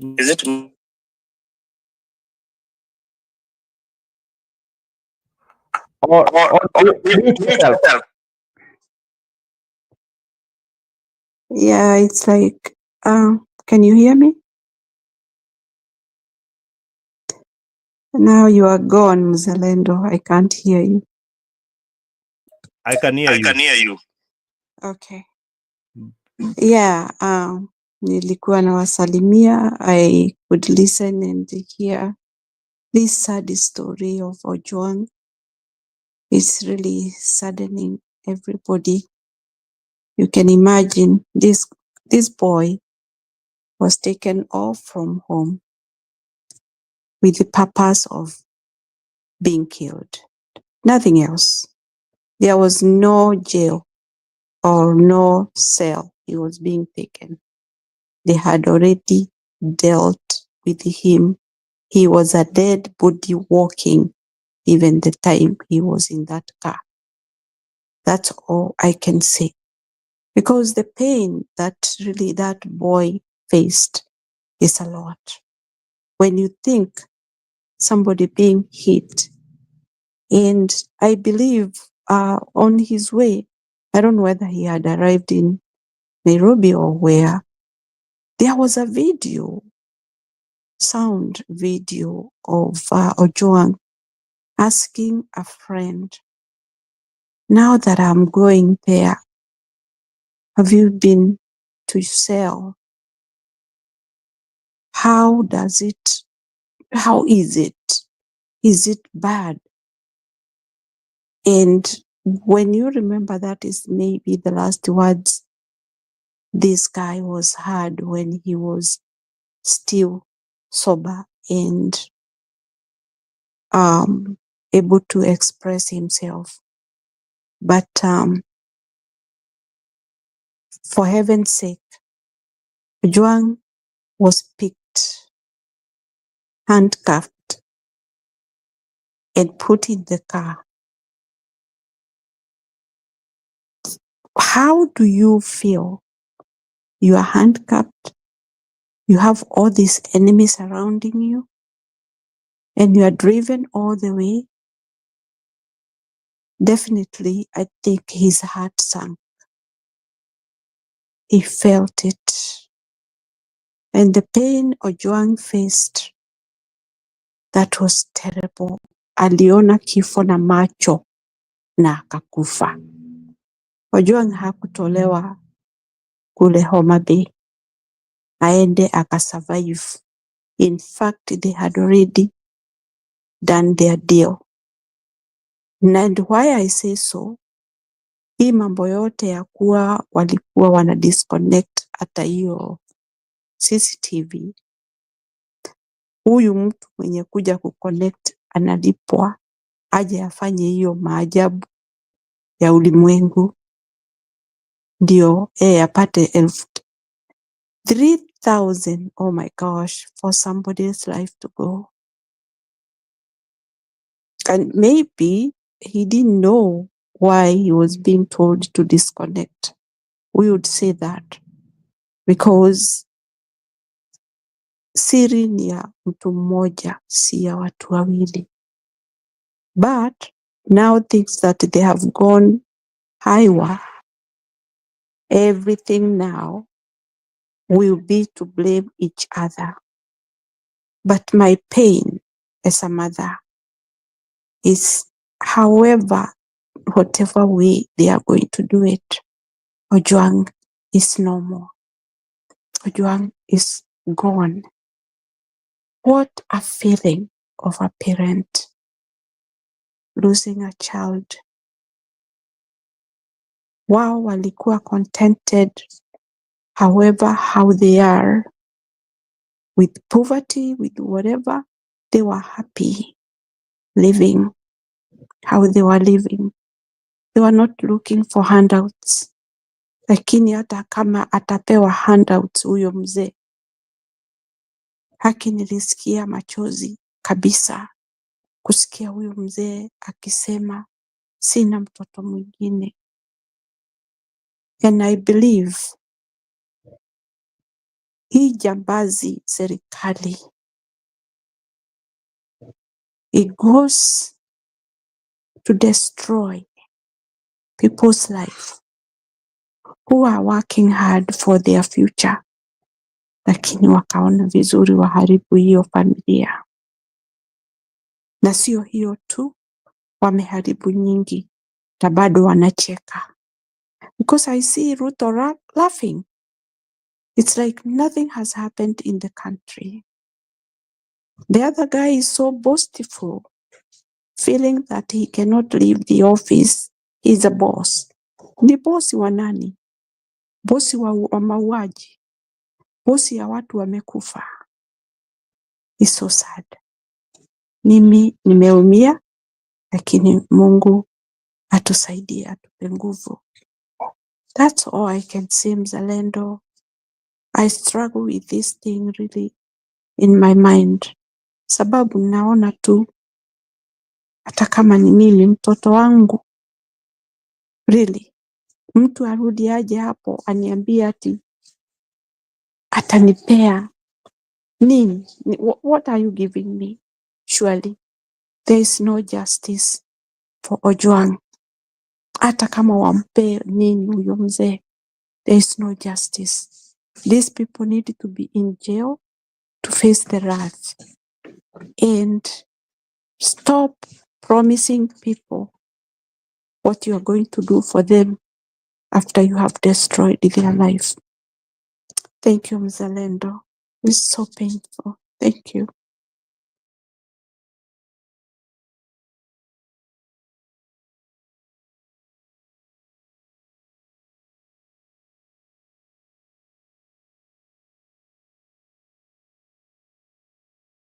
Mzalendo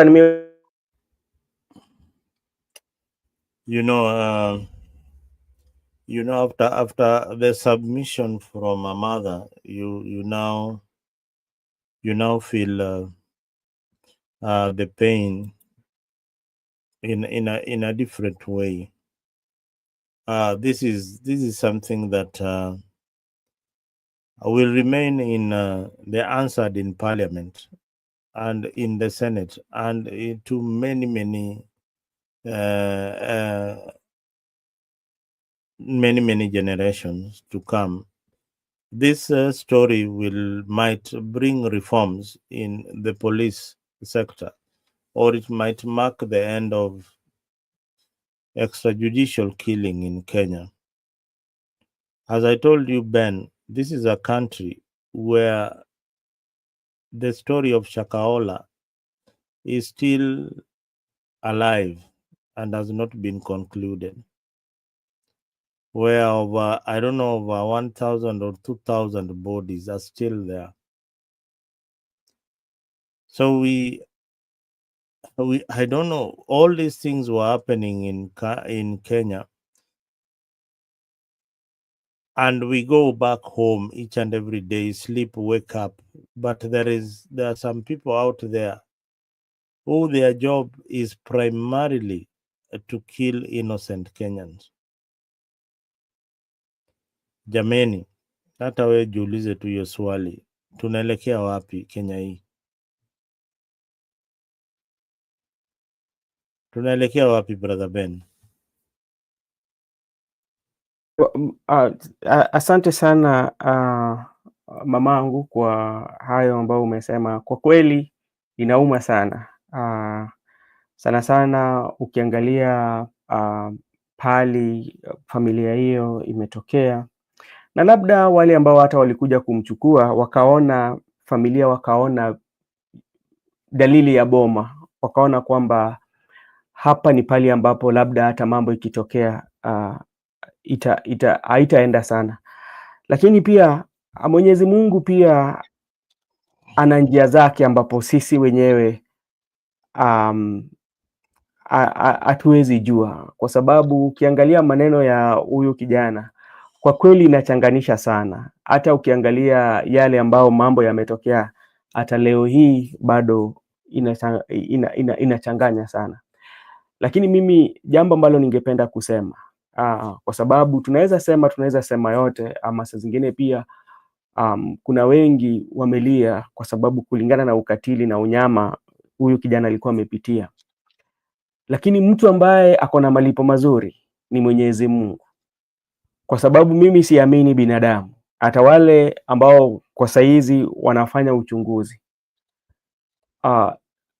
sidhani kama ile haki ya ukweli. Unajua kuna haki ile ya ukweli ambapo hata wewe ukipata unaona kweli hapa nimepata haki, unaridhishwa na haki, unasema yenyewe hapa haki imetendeka.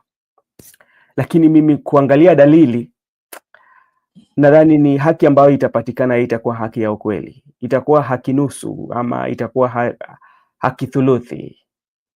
Siamini, kwa sababu wenye mambo inaendelea sioni kama haki itakuwa ya ukweli. Siamini. Hiyo ndio maoni yangu, siamini. Siamini kama haki itakuwa ya ukweli, kwa sababu inalingana na swali ambayo mimi nauliza, kwa sababu kama uchunguzi inafanyika, mbona mtu anapelekwa kotini? Hata kama sheria inasema kwamba mtu akishikwa asimalize saa 24 kabla hajaenda kotini. Tunaona ule msichana mdogo alikuwa ameshikwa, ule mwenye alikuwa ameenda akaweka jambo kwa mtandao, ile tuvuti, alimaliza siku ngapi kabla hajapelekewa kotini? Hapo ndio tunakwambia sheria inafanyaje, na hii ni jambo ambalo inashika watu wengi. Sasa ukitaka kupeleka mtu moja kwa moja kotini, tuseme kama nilisema hapo awali, wako kama watu 20, na ukiona pale IPOA walikuwa naomba 21 days, ni mtu mmoja. Tuseme kesho pia wameshika labda polisi mwingine pia akapeleka, tunaomba 21 days, hivyo na wako 20. Unadhani itafika mahali haki itatendeka kweli? Hayo ni maswali tu zangu tu.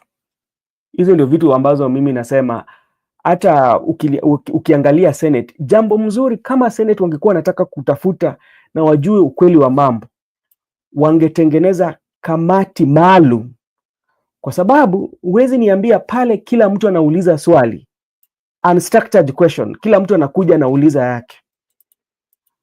Wewe kama Mkenya, ni jambo gani ambalo labda ulitoka nao pale kwa Senate ukasema kwamba nimeridhishwa na kikao hichi ambacho kimeendelezwa na Senate? Ama yale mzalendo, wewe ulishuhudia hayo maneno ukienda pale Senate. Ni jambo gani ama jambo lipi ambalo labda wewe saizi nikikuuliza kwa tukasema kwamba mimi pale jambo ambalo nilitoka nacho ni hichi na hichi na hichi na hichi? Kuna jambo labda unaweza sema kwamba ulitoka nacho?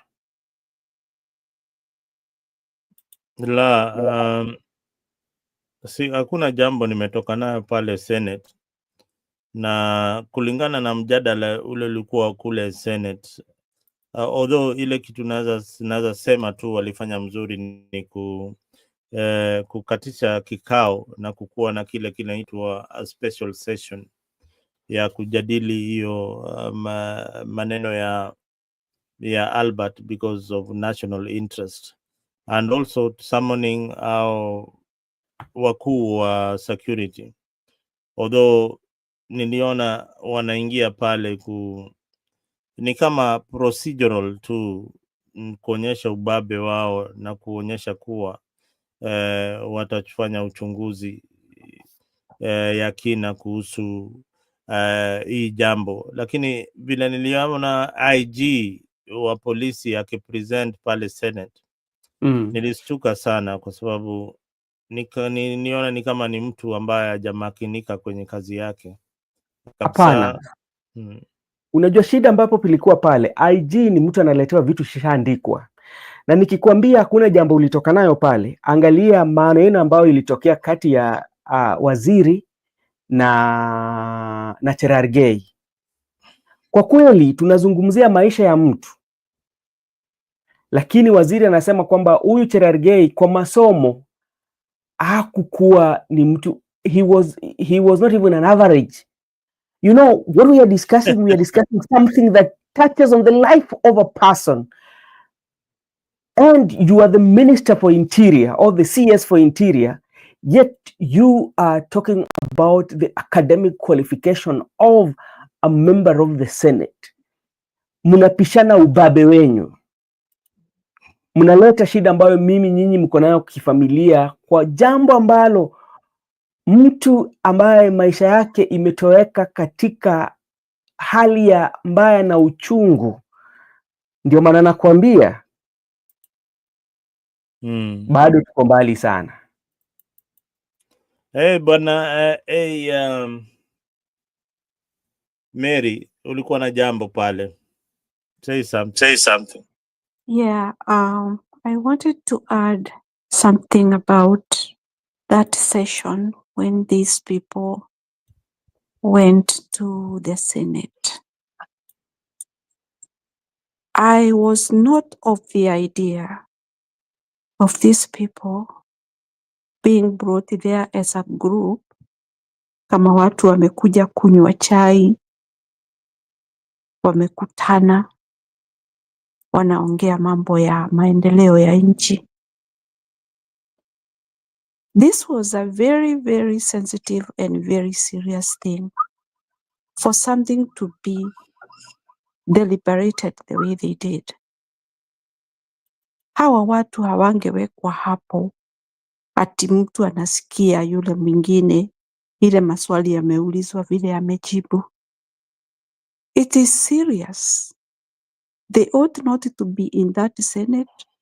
They ought to be in a different room, and they should be summoned or called one by one. Na huyo akimaliza anaondoka, yule mwingine anaitwa. Now, as Brother Ben said that these people, they were like in a session of talking whatever they want to talk, like Murkomen, the way he was talking about his relationship with Cherargei. Does that even matter to us? Do we even want to know whether they don't like each other? And the other thing, he added something that at Abaria Rivayala, how comes that he can bring such kind of details which has no sense at this very sensitive time? People are discussing over fresh death of Ojwang. People are crying outside. People are asking for justice. And Murkomen is talking about Rivayala. What for? Did they take Ojwang to Rivayala? And if they did not take him to Rivayala, so they don't use Rivayala, they use a different river. So what is the difference? We are talking about a very innocent guy. And in fact, a human being, you can tell. Kumwangalia tu kwa uso, utaelewa huyu mtoto ni wa aina gani. Na tena, hata vile baba yake anaongea, vile amejikaza akamfikisha pahali wamefika. Hata Saida alienda kuchukuliwa pahali walikuwa. Huyo kijana hakuwa town, alikuwa nyumbani. They were having a meal. What is wrong with that? But what I believe, and I will never change my mind, this was something that was done, executed, and they were ready to do what they did to Ojwang. Asante sana. Niyo tulikuwa nataka kuongeza. Brother Ben. Yes. Umesikia yale, even as we wind up the program this evening, we have done almost 2 hours of the show tonight. And what would be your best advice to the Kenyans and to the family of Ojwang, and to the, of course, the investigative authorities? I think the best thing that I would say, there is no words that I can maybe say to the family, because this is so much heartbreaking. But to the investigative authority or those who are in charge to bring justice, if they don't give justice, then the God of nature, the God of just, will provide justice, And in a very civilized society, a case like this, the members of parliament could have been thinking of how to come up with a law, because there are so many cases whereby we've had laws that are made to prevent issues like this, and they're given the name that people can talk of Ojwang Act or Albert Act. You've heard of such cases, because if something happens like this, and how can we as a country or as a legislation think of how can we make sure that incident like this is not happening in the police cells? Like they're the safest, because like if you are handed over to the police, that is a place deemed to be the safest place, because you are with the authority and the security. So what can be done, especially the legislation, those who are in the legislation, what kind of laws or act can they come up with matters to make sure that something of this magnitude does not happen to any other Kenyan? That is the question that I'm leaving them with. It is sad. It is sad. Me, I have got no words for whatever happened in that police cell, especially to this young man. Sina la kusema kabisa. I have tried to be calm, sioni nikikuwa calm. Ninakerwa tu na hii maneno kila wakati, because at one point I'm saying that people should have guns, in their homes, such that if somebody just intrudes and comes and picks your son, that is a private property. Unafaa umpige hata, I don't know, sitaki kusema hiyo neno, lakini watu wanafaa kufanya hivyo bana. Unaonaje? I mean, kama the laws now, I understand these laws that are in this country, that the gun rights and all that, these are laws that we need to have in Kenya, because it's becoming too much. Wewe mtu umeenda ukashikwa, sasa you are normal. And alikuwa ni mwalimu, huyu kijana alikuwa ni mwalimu, ndio nimesema hapo, alikuwa mwalimu wa shule. The father was depending on him, the sisters too, but now is normal. A very, very, very, very, very sad scenario. Very, very sad scenario. Oh, Mato yuko hapa bana. We munaacha Mato nje pia, Mato. Mato yuko hapo pia. It's a very, very sad scenario. Ni mbaya, but sioni. I'm looking for the last phone call. Nitawekea hapo msikie vile huyu kijana alilia. Na yani huyu ni mtu hajawahi shikwa. Yani he's never been a criminal. That is why unaenda mahali unaambiwa what is his background check ikifanyika, huyu jamaa hajawahi kuwa hata criminal. Hajawahi kuwa hata criminal hata siku moja. Can you imagine? Ile simu ya mwisho ile alipiga, Mato, nakuwekea link hapo bwana. Nakuwekea link hapo. Ile simu ya mwisho alipigia rafiki yake kumuuliza ni vipi bwana, huko kutakuaje? Napelekwa huko bwana, kutakuaje? Wewe umeenda huko bwana. Kutakuaje huko ndani?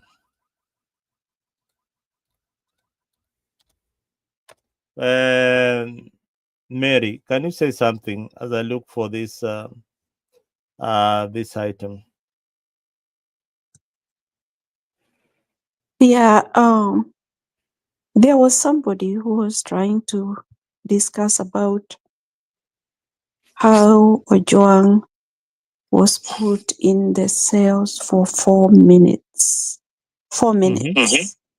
He was trying to balance the time that Ojwang arrived and when he was picked out within 4 minutes. Na akasema, really, is 4 minutes enough for someone to kill himself in a cell? So people have sat down seriously about this case and trying to dissect, to understand. Now even people have come to realize that you can dissect a case and get the answer.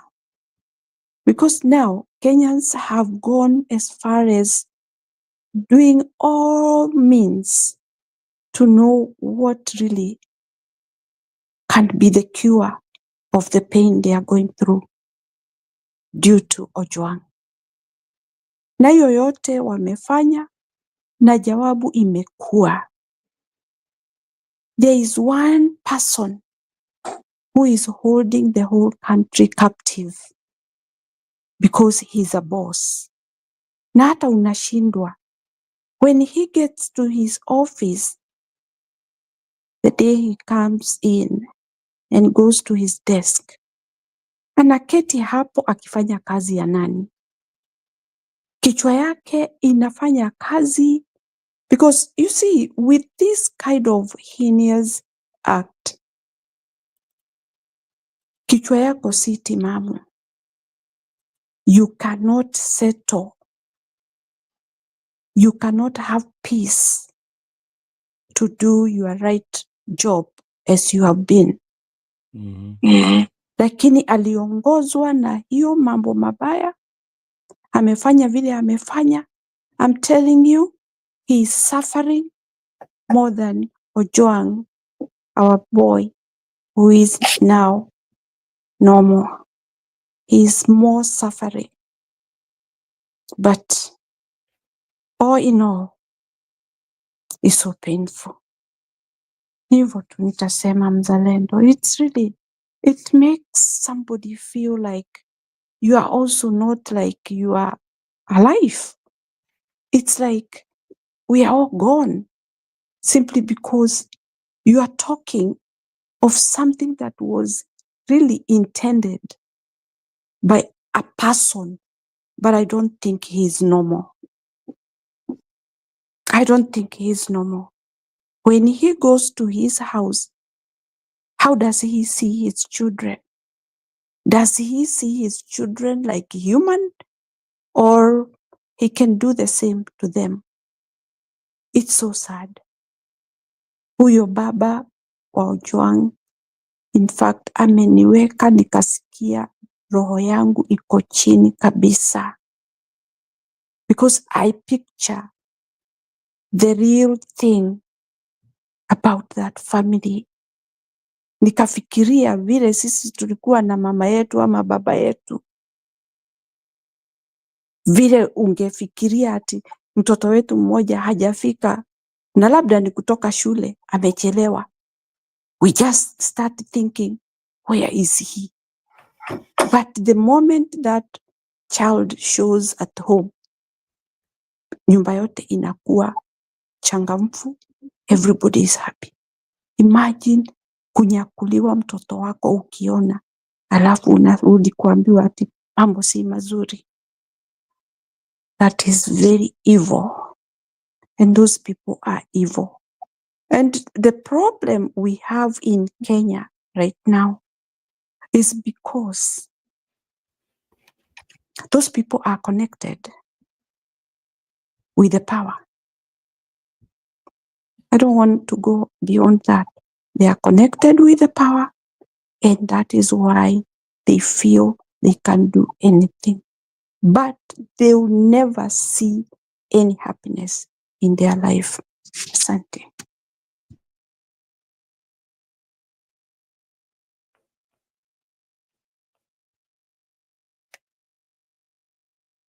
Unmute mzalendo.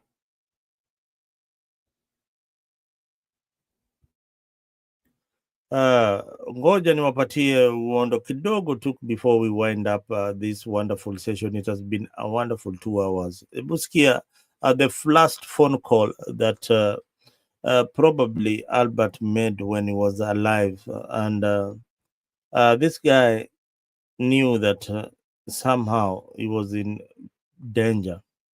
Hii ndio simu ya mwisho Albert alipiga. And this friend of his will be tormented for the rest of his life. Mike Wandani. Yeah. How is it, maze? Mimi I've never experienced it. Nishaikoa inda, so mambo takuwa fiti. Kutakuwa na challenges hapa na pale, lakini mambo takuwa fiti. Still tu nakwambia.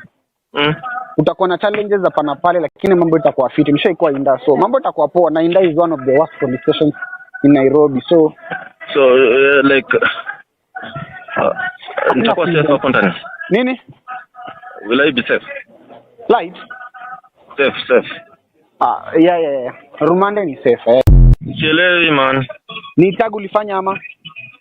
Sielewi hata hajanieleza man. Wamekwambia unapeleka police station gani? Central Police. Hapo nje. Central Police. Yeah. Sawa, na hawajakunyang'anya phone right? Hawajakunyang'anya simu? Wamekunyang'anya simu? Ile kwa natisha ndio wamenirudishia sasa niongee. Wanadai aje, wanasema aje? Sasa nifike huko. Ufike Nairobi kwanza. Kirudi mimi twende. Hello? Yeah. Wanasema tufike Nairobi kwanza. Je, hata nisijua kama naenda kesho tunaweza fika hivyo Central. Sasa sijui kama utakuwa on but maybe ndakamtuni tutajua tutafika huko jina pia kwa huko. Ngoja niende kati. Kevo pia kwa huko. Mwinde. Kindly man. Acha tupange sasa kwa information juu watu waniambia alafu wasoka niambia umempigania namba nikamwambia nipe. So ndo nimecall. Ati?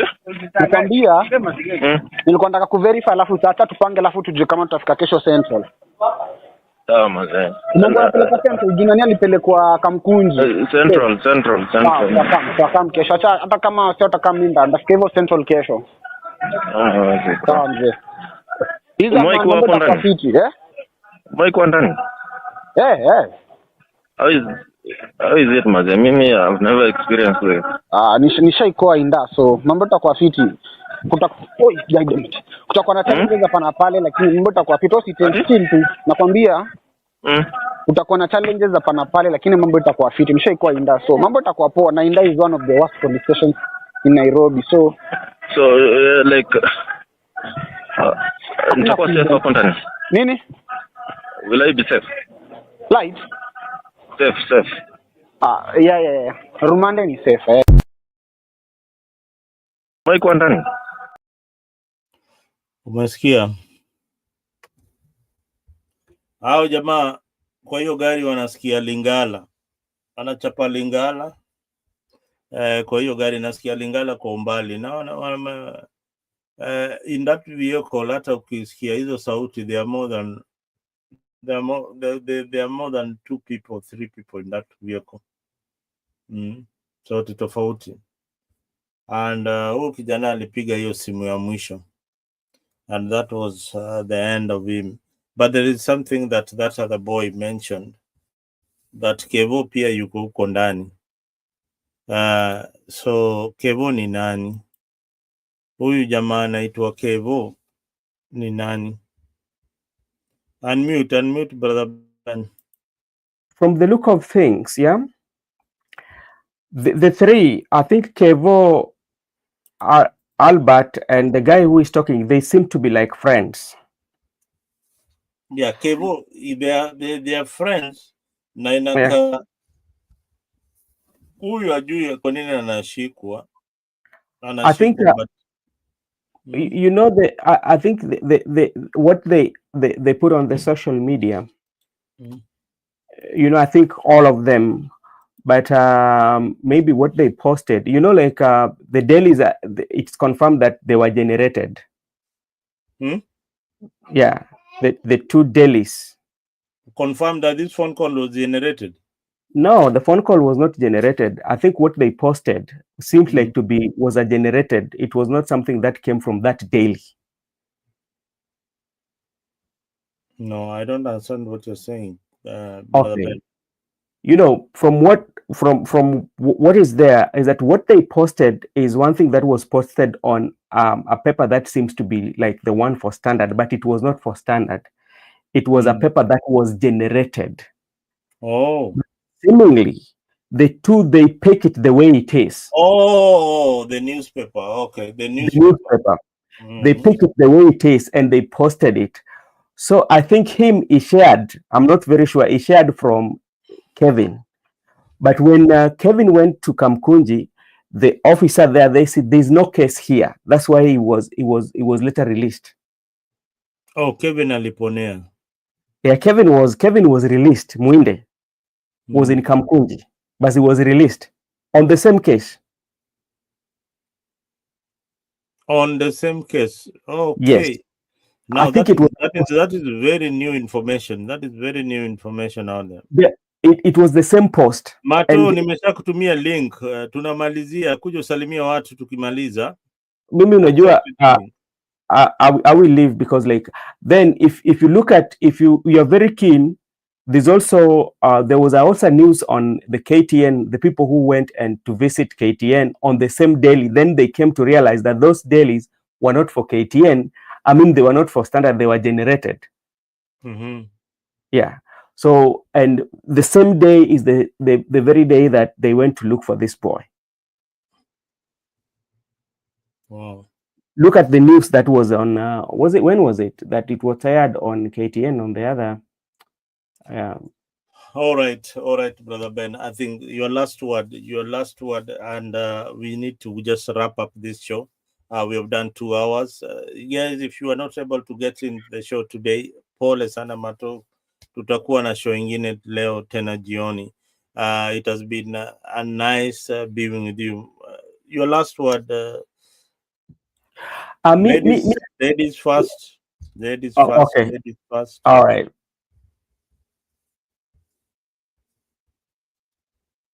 My sincere condolence and sympathy to the family, na waombea Mungu wawe na nguvu, kwa sababu yamemwagika, hatuwezi okota, lakini tuangalie mbele, tuone Mungu vile atatuonyesha.